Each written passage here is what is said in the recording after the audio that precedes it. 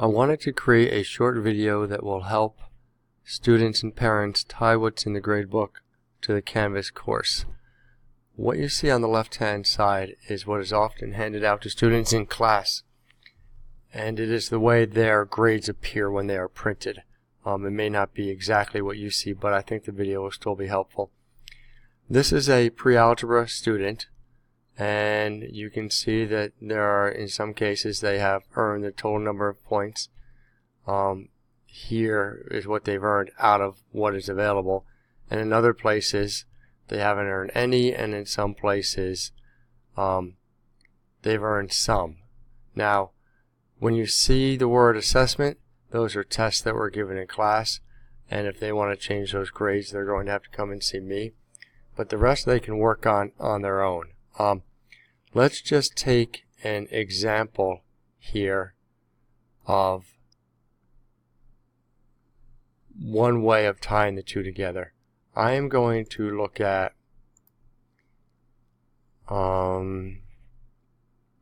let's take a look at this.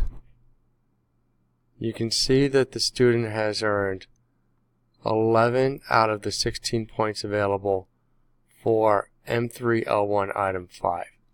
When you first log into the Canvas course, this is the landing page you will see, and on the left hand side you can see a link to the modules.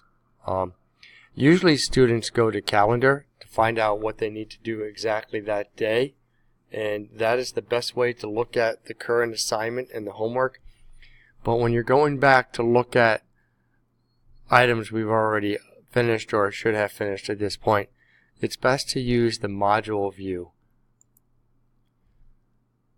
Now this is going to look a little tighter because I've tried to split the screen here, but you'll see in the module view that everything we're working on is outlined. Now it may look slightly different because I am not in student view, but they'll see pretty much the same thing. In order to work on this assignment, I need to go to M3L1 item 5. So I'll go down to M3L1 item 5 and I'll click on it.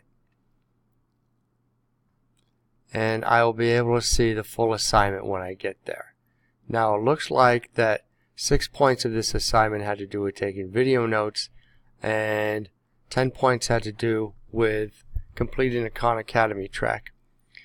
Now if the Khan Academy track has been completed but is not 100%, it is graded 5 out of 10.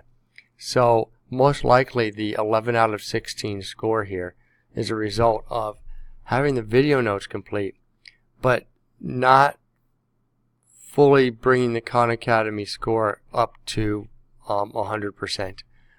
So the student can go back and they can actually look at their Khan Academy track and they can see what this score is. They can work on it, and this grade could be brought to a 16 out of 16. There is really no way of looking at this sheet and figuring out exactly what you have to do. Let's look at one more here. Let's look at this item. Looks like we had 10 out of 22 points. M3L2 item 3. So again, I would go into module view. I would go to